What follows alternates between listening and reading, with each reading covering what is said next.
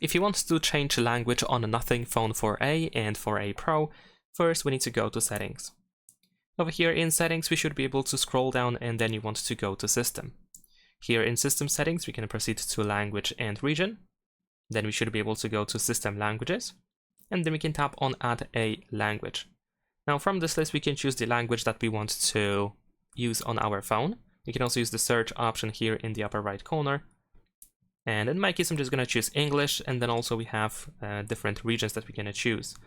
So of course you can go for, let's say, English United States, and sometimes you might be asked to change the region. So of course you can tap on the change in order to do so. And there we go, the language has been changed. Now if you, in my case, I actually choose the same language but a different region. So let's say if I choose additional language, then it's going to be switched, it's going to be added to this list.